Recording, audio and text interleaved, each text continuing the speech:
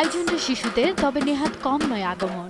গণগ্রন্থাগারে ঢাকঢোলের তালে পায়রা উড়িয়ে জাতীয় সঙ্গীতের মাধ্যমে উদ্বোধন করা হয় প্রথম পর্বের আন্তর্জাতিক শিশু চলচ্চিত্র উৎসবের। পরে ওসমান স্মৃতি মিলনায়তনে আয়োজন করা হয় বিশেষ আলোচনা অনুষ্ঠান ও চলচ্চিত্র প্রদর্শনীর। সৃষ্টিশীল কাজে শিশুদের অনুপ্রাণিত করতে পিতামাতার প্রতি আহ্বান জানান সংস্কৃতিমন্ত্রী। আমার অসচ্ছল বোনটিকে ফেলে এসেছি, আমার প্রতিবন্ধী ভাইটিকে ফেলে এসেছি, এটি কিন্তু ওর মাথায় থাকবে না যদি না ওর সুকুমার বৃত্তিগুলোর বিকাশ না ঘটে, যদি প্রকৃত অর্থে মানুষ না হয়। বক্তব্য ও প্রদীপ প্রজ্বলন শেষে প্রদর্শিত হয় জার্মানির শিশুতোষ চলচ্চিত্র মাই ফ্রেন্ড রাফি।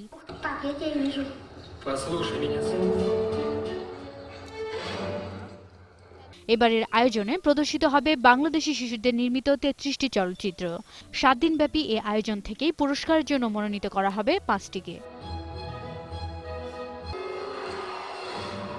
সাবিনা পুথি, ২১ টেলিভিশন, ঢাকা।